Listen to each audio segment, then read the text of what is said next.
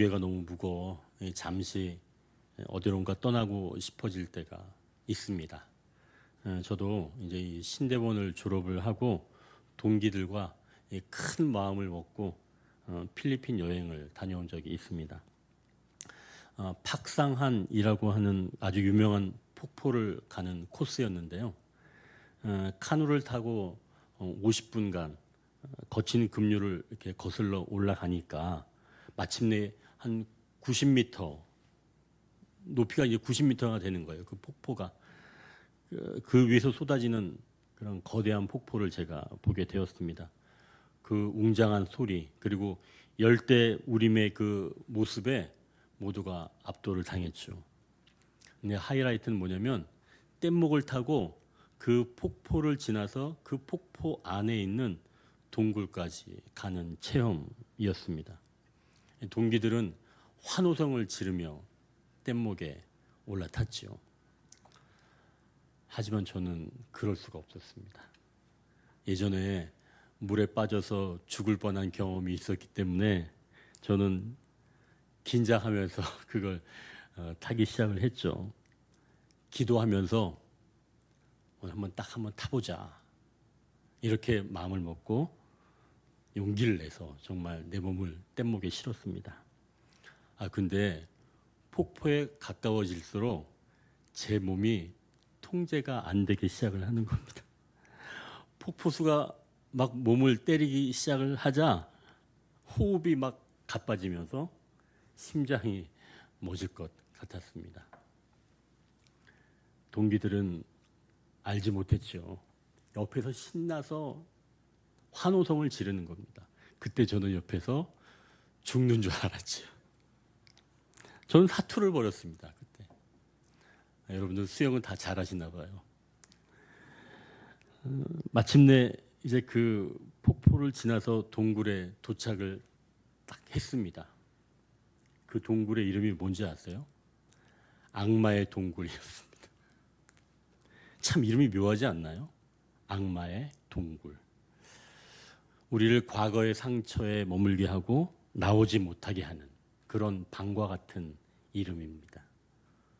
남들에게는 환상적인 그런 체험의 순간이었는데요. 저에게는 이 과거의 공포가 현재를 집어삼킨 그런 지옥과 같은 그런 순간, 그런 경험이었습니다. 이 트라우마가 바로 이런 걸 말하는 거죠. 즐거워야 할 그 현재를 아픈 기억으로 완전히 가로막아 버리는 것. 오늘 본문에 나타난 사무엘의 상태가 바로 그런 겁니다. 자신이 세운 그 사울 왕의 실패에 이 사무엘은 몸이 완전히 굳어져 버려서 하나님이 예비하신 그 미래를 보지 못한 채 그만 그 자리에서 얼어붙은 겁니다. 이제 첫 번째 단락인데요. 상처를 입고 주저앉은 사람이 있습니다. 우리가 1절을 다시 한번 같이 한번 읽어보겠습니다. 여호와께서 사무엘에게 이르시되 내가 이미 사울을 버려 이스라엘 왕이 되지 못하게 하였거늘 내가 그를 위하여 언제까지 슬퍼하겠느냐. 너는 뿔에 기름을 채워 가지고 가라. 내가 너를 베들레헴 사람 이새에게로 보내리니 이는 내가 그의 아들 중에서 한 왕을 하시는지라. 아멘. 사무엘은 이스라엘의 마지막 사사입니다. 사사가 왕처럼 다스린 때가 있었죠. 근데 이 마지막 사사로서 정말 잘 다스렸어요. 나라도 안정이 되었는데 그때 사무엘이 나이가 들어가니까 점점 늙어가니까 이 백성들이 왕을 요구하기 시작을 한 겁니다. 그때 마침 주변 나라들도 그런 왕정 체제였기 때문에 사무엘이 늙으니까 백성들이 그렇게 요구를 하게 된 거죠. 사무엘이 마음이 어땠겠어요? 자기가 거절받는 그런 느낌이었겠죠. 그렇지만 백성들이 원했던 사울을 그래서 기름 부어 왕으로 세웠습니다. 이 사울은 처음에 왕으로 세워질 때 굉장히 겸손했어요. 근데 그는 하나님보다는 백성을 더 두려워했습니다. 그래서 사무엘이 없이 제사를 드리는 죄도 지었고 또 전리품을 모두 없애라 라고 하는 하나님의 말씀에 불순종해서 좋은 것을 남기는 그런 죄도 범하게 되었습니다. 이로써 하나님은 사울을 버리게 되었습니다. 사무엘은 큰 슬픔에 빠지게 된 거죠. 아니 평생 자기가 이룬 그런 노력이 물거품 되자 크게 낙심하며 주저앉게 된 겁니다. 이 사무엘에게 이 사울은 영적인 아들과 같습니다. 그런 이 사울이 변질이 돼서 하나님을 버리고 그 명령을 또 어기고 이런 모습을 보고 이 사무엘은 일종의 배신감이 든 거겠죠. 살기 실패한 것이 큰 상처가 되어서 이 사무엘은 지금 일어설 수가 없게 된 겁니다. 최근 어느 방송에서 한 청년의 고백을 들었는데요. 이 자기를 찢어진 우산 같다라고 표현을 합니다. 여러분 비가 올 때 가장 필요한 게 우산이잖아요. 그런데 이 소나기가 쏟아지는 한 복판에서 아무짝에도 쓸모없는 그 찢어진 우산이라고 자기를 고백하는 겁니다. 가장 빛나야 할 그런 청춘의 때에 번번이 거절당하면서 그런 마음이 들었다는 거예요. 이 수백 번 자기 소개서를 쓰면서 면접을 봤는데 돌아온 건 차가운 그런 불합격 통보일 뿐. 그렇게 2년이라고 하는 그런 시간이 지나가자 이제는 새로운 채용 공고가 떠도 그걸 눌러볼 힘조차 없게 되었다는 겁니다. 여러분, 저는 사실은 이 청년의 마음을 조금은 알 수 있을 것 같아요. 제가 예전에 경험했던 거대한 폭포가 떠올랐기 때문입니다. 물에 빠져 죽을 뻔했던 그런 사람에게 그 거대한 폭포 또 물폭탄은 사람들은 그걸 장관이라고 너무 멋진 경관이라고 이야기하지만 저에게는 넘어서기 힘든 공포 그 자체입니다. 아마 그 청년에게 채용 공고 역시 소망이 아니었을 줄 압니다. 자신을 다시 집어삼킬 것 같은 그런 거대한 폭포 소리 같지 않았을까요? 과거의 실패가 트라우마가 되어버리면 우리는 소망 앞에서도 뒷걸음질 치게 되는 거죠. 다시 숨이 막힐 것 같고 다시 가라앉을 것 같아서 아예 눈을 감아버리는 겁니다. 그럼 청년들만 아픈 것 같아요? 그렇지 않습니다. 평생을 가족과 일터를 위해서 땀 흘려온 우리 장년들도 마찬가지인 줄 압니다. 60평생 정말 앞만 보고 달려왔는데 이 돌아보니까 생활은 나아진 게 없고 또 삶은 늘 제자리인 것만 같을 때가 있잖아요. 저도 있습니다. 이제는 무언가 결실을 보고 안정을 찾아야 하는 그런 나이인데 시대는 갈수록 빠르게 변하는 것 같고 그래서 앞은 안 보이니까 캄캄한 겁니다. 그럴 때 아마 예고 없이 슬픔이 우리의 어깨를 짓누르기 시작하죠. 내 인생 여기까지인가? 내 노력은 다 헛수고였나? 이런 무력감이 밀려오면 우리는 그 자리에 털썩 주저앉게 되는 겁니다. 그때는 청년들뿐만 아니라 장년들도 손가락 하나 까딱하기가 힘들죠. 그래서 다시 일어설 의지도 사라진 채 그저 멍하니 과거를 후회하며 멈춰버리는 겁니다. 제가 몇 번 말씀을 드렸지만 신앙이란 상황에 반응한 나의 반응을 곧 신앙이라고 말합니다. 참 이러한 반응에 따라 사실은 내용과 삶의 내용과 결과가 많이 달라집니다. 그런데 어떤 상처는 너무 커서 도무지 상황에 반응할 때가 제대로 반응할 때가 없다는 거죠. 우리가 외적인 환경에 반응할 수 있는 건 사실은 우리의 이 내적인 공간에서 일어납니다. 그런데 우리가 끔찍한 경험한 그 상처가 종종 우리의 내면을 마비시키는 일이 생긴다는 얘기죠. 그래서 우리는 건강한 반응을 선택하지 못하게 되면서 때로는 분노와 미움, 또 무기력한 감정이 일어나서 우리를 묶어버리게 되는 겁니다. 그러니 큰 상처로 인해서 주저앉아 있으면 그 상처를 딛고 일어서기가 쉽지 않다는 것이죠. 이렇게 과거의 아픈 경험이 상처로 주저앉은 이런 사람들에게 우리는 그러면 어떻게 하면 좋을까요? 물론 이런 상황에서 위로자로 다가가기가 쉽지 않습니다. 왜 그러냐면 우리가 섣불리 위로를 잘 못하게 되면 그게 오히려 우리에게 독처럼 다가올 때가 있습니다. 그래서 대부분 그냥 우리는 좀 떨어져 있죠. 그런데 정말 사랑하는 사람이라면, 그리고 그 아픔을 마땅히 곁에서 지켜보고 있는 가족 또는 이웃이라면 그때는 그냥 보고만 있을 수는 없을 겁니다. 자, 그럼 이때 어떻게 하면 좋을까요? 하나님께서 먼저 그럼 어떻게 하셨는지 1절 하반절에 하나님께서 이렇게 말씀하십니다.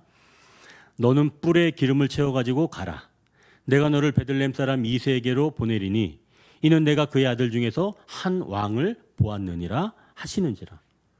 여러분, 이게 어떻게 지금 느껴지시나요? 이건 지금 저에게, 야 노영걸 목사, 너는 그렇게 마음이 약해서 어떻게 목회를 할래? 너는 팍상한 폭포가 아니라 나이아가라로 가라. 하나님께서 지금 이렇게 말씀하시는 것과 같은 거예요. 만약 하나님께서 저에게 이렇게 말씀하시면 제가 나이아가라 가겠습니다. 그리고 그 폭포에 제가 갈까요? 천만에요. 저는 팍상한 폭포도 제가 죽을 뻔했는데 저는 나이아가라 폭포는 밑에 못 가죠. 아마 더 주저앉아 있을 겁니다. 그런데 여러분 4절을 보십시오. 4절 보면 사무엘이 여호와의 말씀대로 행하였다고 말씀합니다.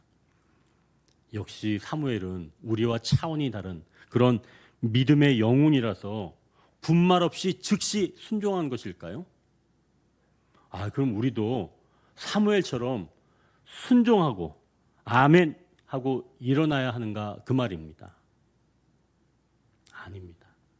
여기서 사실은 우리가 중요한 걸 하나 놓치고 있었습니다. 우리는 하나님을 오해했지요. 상처를 입고 주저앉은 사람에게 거칠게 다가오셔서 당장 일어나 사명의 자리로 가라. 우리는 이렇게 냉정한 하나님으로 좀 오해하고 있던 겁니다. 우리 성도님들 요새 AI 많이 사용하시죠? 젊은이들도 그렇고 아마 우리 장년들에서도 이 AI를 좀 사용하시는 분도 있는 줄 압니다. 그런데 AI가 굉장히 대단하죠. 한 팀이 몇 달 걸릴 일을 이 AI는 아마 한나절이면 아니면 반나절이면 충분합니다. 인간보다도 훨씬 똑똑하고 효율적이죠.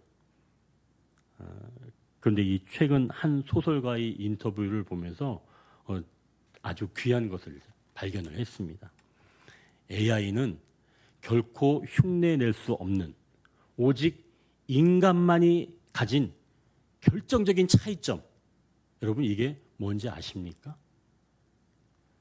AI에게는 없고 인간에게만 있는 결정적인 차이점. 이건 바로 망설임이었습니다. 망설임. AI는 질문이 떨어지자마자 바로 즉답합니다. 얼마나 속도가 빠른지 몰라요. 지체가 없어요. 하지만 인간은 그렇지가 않습니다. 인간은 누군가의 아픈 사연을 들을 때 잠시 말을 삼킵니다. 침을 꼴깍하죠. 주저하고 헤아리고 적절한 단어를 찾기 위해서 멈춰서는 그 망설임의 시간. 때로는 그 유려한 AI의 조언보다는 이 투박하고 무거운 이 침묵이 우리에게 더 큰 위로가 됩니다.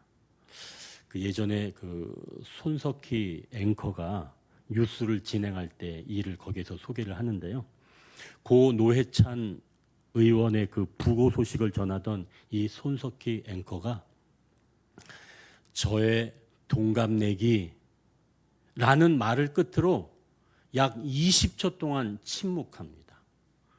그때 다들 방송사고가 난 줄 알았습니다. 근데 방송사고가 아니었죠. 그 정적은 방송사고가 아니라 우리가 함께 이 아픈 시대를 통과하고 있다는 가장 강렬한 공감의 고백이었습니다. 이 손석희 앵커는 노회찬 의원을 친구처럼 여겼거든요. 이런 인간의 한계처럼 보이는 그 망설임이야말로 사실 우리가 가진 가장 아름다운 미덕입니다. 누군가의 상처 앞에서 말을 삼키고 헤아리는 그 순간, 그 멈춤이 우리를 진짜 인간답게 만든다는 거죠. 여러분, 이 신비로운 망설임, 도대체 이거 어디서 온 걸까요? 1절 다시 한번 보십시오. 하나님께서 사무엘에게 이렇게 말씀하십니다. 내가 그를 위하여 언제까지 슬퍼하겠느냐. 하나님은 사무엘이 슬퍼한 것을 처음부터 보셨던 거예요. 언제까지 슬퍼하겠느냐. 15장 35절을 보십시오. 사무엘이 죽는 날까지 사울을 다시 가서 보지 아니하였으니 이는 그가 사울을 위하여 슬퍼함이었고 여호와께서는 사울을 이스라엘 왕으로 삼으신 것을 후회하셨더라. 하나님은 사무엘이 슬퍼하는 동안 함께 슬퍼하신 겁니다. 사무엘이 사울에게 기름을 붓고 왕으로 어떻게 살아가야 하는지, 그리고 하나님 앞에 어떤 모습으로 서야 하는지 일러주면서 새로운 시대를 열어가도록 사무엘은 사울을 도왔습니다. 자기 인생 마지막 사명을 감당하는 모습으로 열과 성을 다했습니다. 하나님은 그걸 아셨지요. 사무엘이 그동안 얼마나 열심히 살아왔는지 하나님은 분명히 아셨습니다. 그래서 하나님은 함께 주저앉아 슬퍼한 줄 믿습니다. 그의 아픔에 계속 함께 하시면서 기다리셨던 거죠. 그런 충분한 시간이 지났다는 걸 말하는 겁니다. 인간으로 보면 망설임의 시간이요. 하나님의 편에서 본다면 함께 앉아 기다려주는 시간이 있었다는 말씀입니다. 그러한 시간이 지나자 하나님은 언제까지 슬퍼할 거야? 라고 물으시는 겁니다. 그 과정이 있었던 거예요. 하나님 우리가 주저앉아 있을 때 바로 다가오셔서 왜 이렇게 믿음이 없냐? 이렇게 하시는 게 아니라 그 모습 그대로 옆에서 지켜보시고 그 슬픔이 안 가라앉기를 기다리신다는 말씀이죠. 우리가 이러한 하나님을 알아야 합니다. 셸리 램보의 저서 성령과 트라우마에서도 이와 같은 말을 하고 있습니다. 신앙으로 죽음을 극복해야 한다라고 하는 이런 지나친 승리주의를 경계해야 한다는 거예요. 그러면서 제시하는 것은 십자가와 부활을 재해석하는 것인데요. 램보는 성토요일에 주목하라 라고 말합니다. 제자들은 모든 것을 버리고 예수님을 따랐는데 예수님의 갑작스러운 그리고 처참한 죽음 앞에서 아무런 희망도 없이 그저 고통 가운데 있어야만 했던 그 성토요일의 제자들을 보라는 겁니다. 그때 성령께서는 그 제자들의 고통을 목격하셨다는 거예요. 그 토요일은 신앙으로 죽음을 정복하는 승리와 그런 기적이 없었던 날입니다. 그 토요일에 성령님은 모든 고통을 목격하면서 그들과 함께 있었으며 그것이 바로 하나님의 사랑이라고 이 램보는 역설합니다. 오늘 본문에서도 주저앉은 사무엘의 옆에 함께 머물러 계신 하나님을 만날 수가 있다는 것이죠. 사랑하는 성도 여러분, 어떤 상처, 어떤 아픔으로 인해 주저앉아 있습니까? 큰 기대가 무너져 실망하며 주저앉아 있나요? 아니면 계속된 실패 때문에 주저앉아 있습니까? 여러분 옆에 망설이시는 주님이 함께 앉아 계신다는 것을 믿으시길 바랍니다. 이제 두 번째 단락인데요. 다시 일어선 사역의 현장에서 나의 잘못을 발견합니다. 우리가 6절, 7절을 같이 읽겠습니다. 6절, 7절. 그들이 오매 사무엘이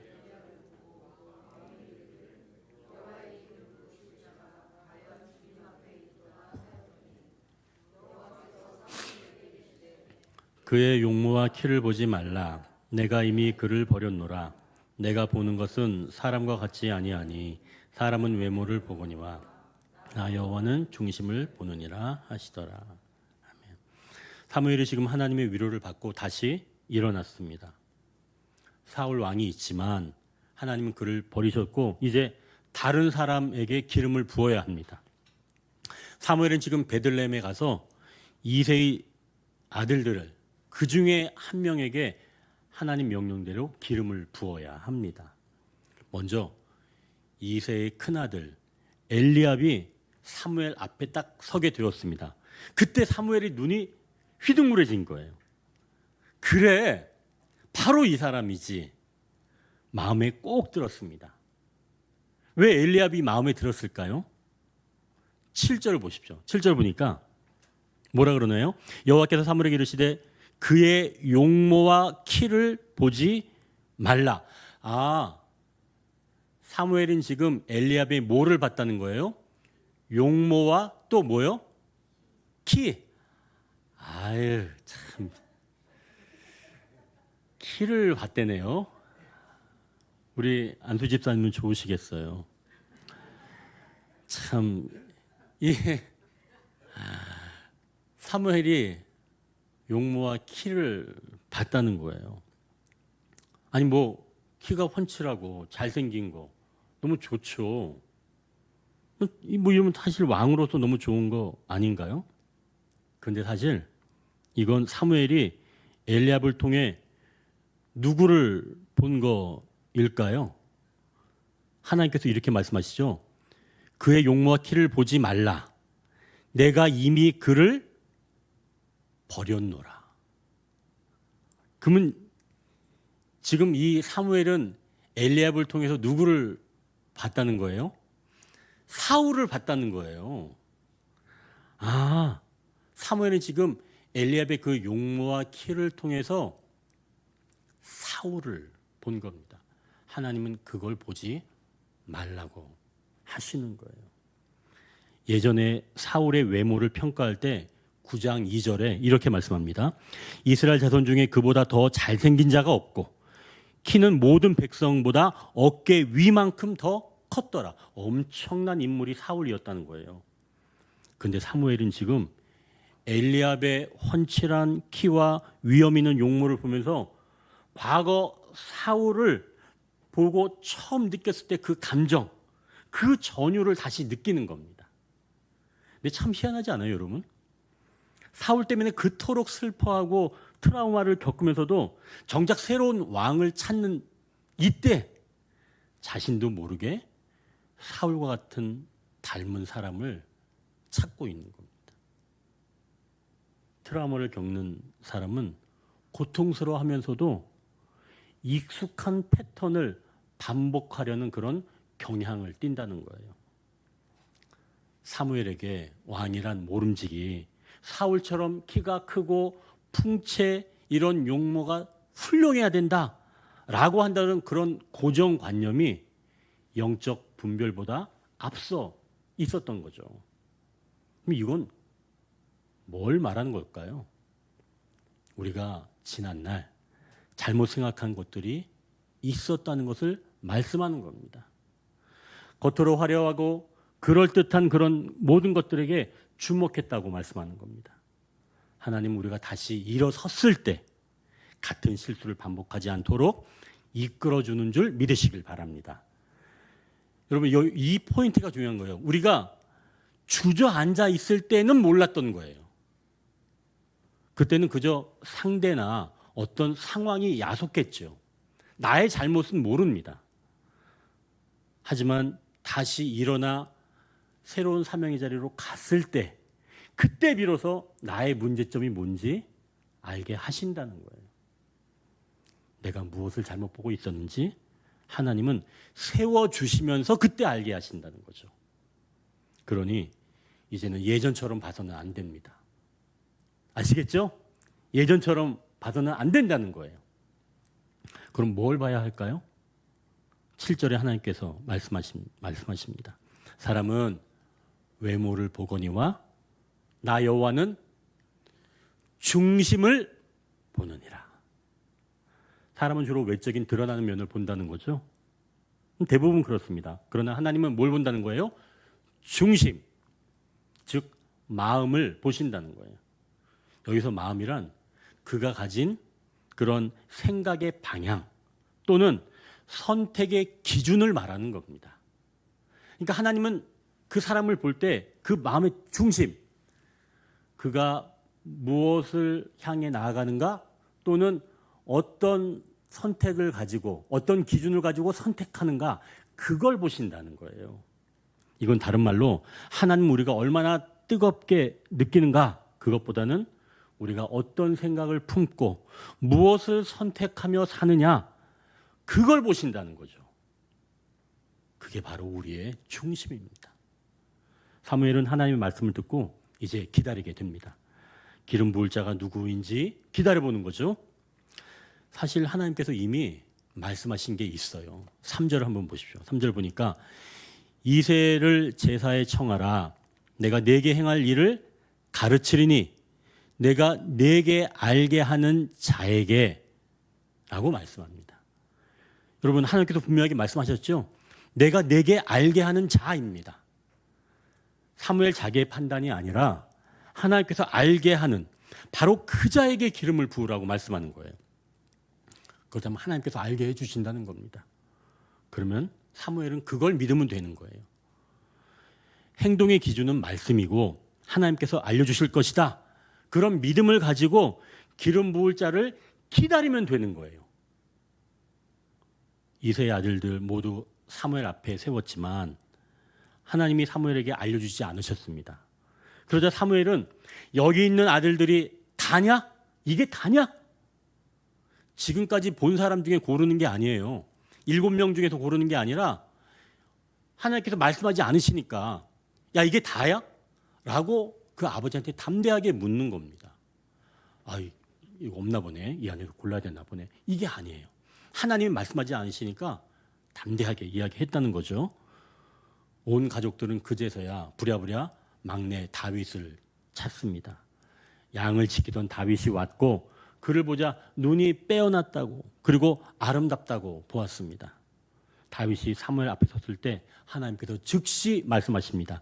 이가 그니 일어나 기름을 부으라. 이렇게 하나님이 친히 말씀해 주십니다. 여러분 다시 한번 기억하십시오. 주저앉아 있는 상태에서는 하나님이 옆에 앉아 계셔서 기다려 주시지만 그 자리에서는 나의 문제점을 발견하지는 못합니다. 담대하게 다시 움직이는 그 자리에서 나의 잘못된 점을 발견할 수가 있다는 것이죠. 전에는 외형을 보았다면 하나님을 중심을 보신다고 말씀합니다. 중심을 본다는 것은 우리가 어떤 생각을 품고 무엇을 선택하며 사느냐 그걸 보신다는 거죠. 그게 바로 우리의 중심입니다. 자, 이제 사무엘이 다윗에게 기름을 붓습니다. 이제 세 번째 단락인데요. 주님께 의탁하는 자로 세우신다고 말씀합니다. 우리가 13절을 같이 읽겠습니다. 사무엘이 기름 뿔병을 가져다가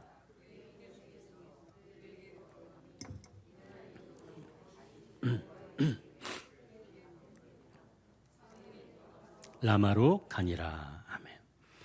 사무엘이 지금 다윗에게 기름을 붓습니다. 그런데 기름 부을 때 어떤 수식어가 앞에 있냐면 그의 형제 중에서 그에게 부었다라고 말씀하는 거예요. 아니, 왜 굳이 이런 말씀을 써놨을까요? 그의 형제 중에서 그에게 부었다. 다윗은 형제들 가운데 소외된 자였죠. 아버지가 기대하지도 않았던 그런 양을 치는 어린 아이였습니다. 하나님은 이런 다윗을 모든 형들 앞에서 세우시는 거예요. 이제 동생이 아니라 하나님 기름 부음을 받은 그런 자다. 이제는 너희가 이렇게 대해야 된다라고 하는 것을 가장 가까이, 그를 가장 무시했던 그 사람들 앞에서 다윗을 세워 주시는 겁니다. 하나님 결국 다윗을 높여 주시는 거죠. 이것이 진정한 세움의 시작입니다. 그럼 다윗만 세움을 받나요? 그렇지 않습니다. 이날 이후로 다윗이 여호와의 영에게 크게 감동되었다라고 말씀합니다. 그러니까 다윗은 이날 이후로 계속 성령님께 크게 감동되었다고 말씀하는 거예요. 자, 이렇게 되면 이 모습을 보고 좋아할 사람은 누구인가요? 물론 다윗 자신이 좋겠죠. 그러나 이 모습을 보고 정말 좋아할 사람은 누구일까요? 사무엘입니다. 전혀 경험해보지 못한 성령의 충만함을 경험해본 다윗도 좋았겠지만 정말 좋은 사람은 계속 성령님을 사모하며 살아가는 그 모습을 보고 있는 사무엘이겠지요. 사무엘이 사울을 세울 때는 그가 사울에게 왕은 어떻게 해야 되며 하나님 앞에 어떤 존재로 서야 합니다 라고 계속 이 사무엘이 사울에게 가르쳐 줬습니다. 그러니까 왕정 교육을 이 사무엘이 해준 거죠. 그런데 여기서 지금 사무엘이 다윗에게 기름 부은 다음에 여러분 그런 내용이 있나요? 없어요. 사무엘이 다윗을 뭐 이렇게 어떻게 살아야 돼 그런 얘기 해주지 않았습니다. 그럼 혹시 그 사무엘이 지금을 게을리한 건가요? 아닙니다. 사무엘은 이제 모든 것을 성령님께 맡겨드린 겁니다. 자기가 어떻게 하지 않은 거예요. 내가 세우기는 했지만 이제 내 소유가 아니야. 성령님께서 하셔야 돼. 라고 하면서 자기는 자기의 자리로 가는 겁니다. 쉬러 갔을까요? 아니에요. 라마로 돌아갔다고 합니다. 기도의 자리이겠죠. 비로소 여기에서 사무엘이 온전히 세워지는 겁니다. 예전에는 슬퍼하며 주저앉아 있던 그런 사무엘이었지만 그는 이제 다윗에게 기름을 붓고 그 결과를 하나님께 온전히 맡긴 채 평안히 자신의 기도의 자리로 돌아가는 겁니다. 다윗이 성령에 크게 감동되는 것을 보고 자기의 일을 마쳤다고 여기면서 돌아가는 거죠. 저도 이번 장로님 일을 겪으면서 내가 목회자로서 뭘 할 수 있을까?